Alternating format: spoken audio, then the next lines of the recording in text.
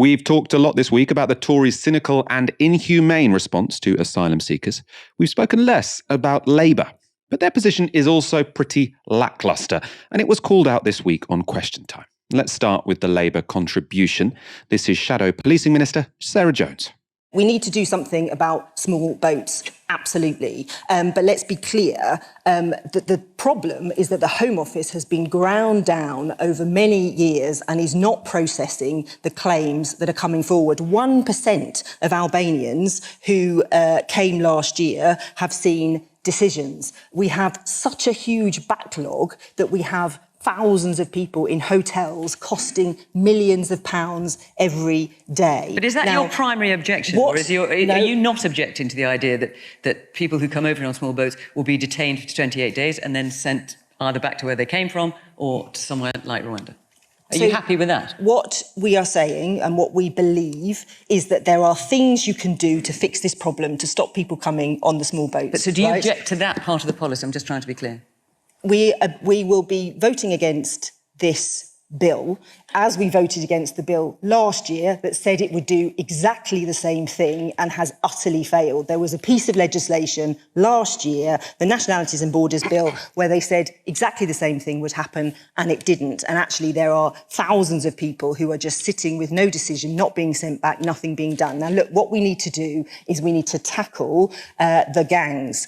This is a new problem that has emerged over the last 4 years. We have these massive organised crime gangs that are dealing in smuggling one day and drugs the next. Now, we have said we need to set up a cross-country border force that works with other countries to get the people that are leading this. We already have that. So no, it's you called don't the National already Crime have. Agency. No, you don't already have that. We do. The National Crime Agency, I know well, I've been in and spoken to them. It is not the scale that we need to be looking at. And the conversations you're having with the French about more border police at the border on the coast is like if you're trying to tackle county lines, it's like putting the police on the train and hanging around and waiting to see if you see anyone who's bringing drugs on the train. You need to tackle the problem at source, and Labour would do that. We need to stop the boats, but we need to do it in a way that works. This bill won't work. After listening to that contribution, journalist and writer Yasmin Alabai-Brown made this intervention. Could I please speak? Because I am astonished that neither of the political representatives have mentioned the human beings, and I'm very pleased somebody did that. These are human beings. Okay, number two, I promised myself I wouldn't get overexcited, but really this has left me choking. You are trashing, between you, Labour and the Tories, are trashing the legacy of the man this country holds to be their greatest hero. The two treaties, the agreements that were signed in 1948 and 1951, protected the rights of refugees, and that was Winston Churchill. So you're talking about the European Convention on Human Rights and the UN Refugee Convention. And in those conventions, sorry, you've all had your time. You're going to Yasmin, this is your moment. Thank you. In those agreements, and Suella knows this to be what she's saying is untrue, it gives every refugee or asylum seeker the right to go to whichever country they choose, the first, second, or third. So it's the first wait, safe no, country. can you? No. I didn't interrupt you. Okay, you've got to let me speak. And that they can come undocumented, because back then, way back then, they understood human suffering. They understood that you can't get proper papers and documents and have all that in place. Let's say you're coming from a country like Iran today, or a woman in Afghanistan. And to think that that legacy is being trashed by what are really teddy boy Tories and also the Labour Party, cowardly Labour Party, absolutely makes me ashamed, really. Aaron, what do you think about Labour's sort of refusal to make the moral argument over asylum seekers? I mean, I suppose you could say, but maybe they don't believe the moral argument that we should be more welcoming to asylum seekers. I think probably more likely they think the Tories want a fight about asylum seekers, so we're going to do everything in our power to try and avoid it. There are a couple of dangers. One, it makes them look shifty when they're being asked, but, do you have a problem with breaking the Refugee Convention in and of itself? And they refuse to answer. Also, it does risk letting the public discourse on asylum seekers shift dramatically to the right because there's nothing to pull it in the other direction. I mean, what's your take? Well, Ambalavana Sivanandan had a great quote on this in the 1960s. I'm going to read it out to you. What Enoch Powell says today, the Tories say tomorrow, and Labour legislates on the day after. And that's literally playing out in real time, Michael, on BBC Question Time last night. We have had the weather made on issues of refugees and asylum in this country. It's been made by the extreme right, by people like UKIP who never won Westminster seats. They had MPs, but they never won Westminster seats. And the likes of the BNP, who, of course, won 2 MEPs in the 2009 European elections, but again, never went to Westminster. They have set the tone and tenor of this debate for more than a decade. The Tories have moved policy right.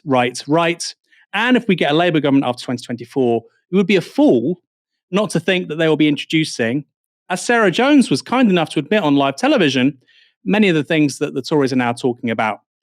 I think the pragmatic centrist position, I'm not a centrist, I'm on the left. A pragmatic centrist position is to say, we're going to see massive refugee flows in the course of the 21st century because of things like climate change. We've contributed towards geopolitical instability in North Africa and the Middle East because of invasions in Iraq and Afghanistan, Libya.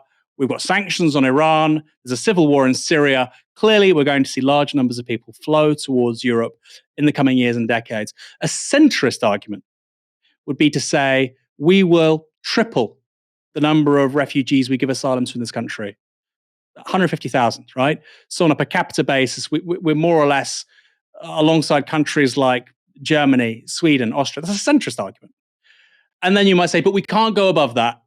And we need to have a multilateral agreement across Europe about how to manage this in a coordinated, humane way. That's the centrist liberal argument. It's not no borders. You still have border force.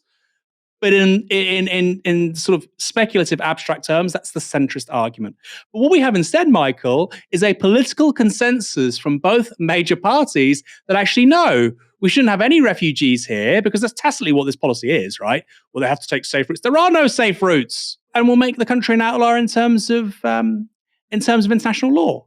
It is extraordinary. And people love to say in this country, we have democracy, if you want to vote for one party. Well, no, we have two parties who represent, 80% of the popular vote converging on this issue, and there's very little between them. People that try and defend the Chinese system, which I wouldn't do, but they say in China with the Chinese Communist Party, you have one party, but it changes and adapts over time. Whereas in the Western systems, with the Democrats and the Republicans in the US and Labour and Tories in the UK, you have two parties, but actually they're less adaptable to change. They're less likely to try and solve problems. And over the last 30, 40 years, my God, that's actually a pretty robust argument. But when you see an issue like this, you're seeing it play out in real time. So it is frightening. I think it's also entirely predictable. I think what frustrates me most in all this, Michael, is to go back to who we led this show on, Gary Lineker, clearly a very principled man. He's clearly willing to lose his job over a point of principle. Good for him. We need more people like that in public life. Yet when there was a leader of the opposition, Jeremy Corbyn, who put the rights of refugees front and centre, so much so that when he was declared leader of the Labour Party in September 2015, what was the first thing he did? He went on a protest defending the rights of refugees. Somebody like Gary Lineker said, bin Corbyn. Well, what do you think the alternative was, Gary? And I say this with the best intentions. Like I say, clearly a very honourable, principled man. What did you think the alternative would be? It was this. And what was the alternative Labour Party? It was this. It's the great moving right show. So the crocodile tears from some people on the liberal left who say, oh my God, but this was all very predictable. Like I say, Sivanandan said that quote in the 1960s. I'll say it again because it's so powerful and so correct. When Enoch Powell says today, what Enoch Powell says today, the Tories say tomorrow, and Labour legislates on the day after. I think that's what we're looking at after 2024. Now, you might say, Aaron, why are you attacking Labour, given the Tories have been the story this week? Well, I'm merely responding to the words of Sarah Jones. who is a Labour MP in Croydon.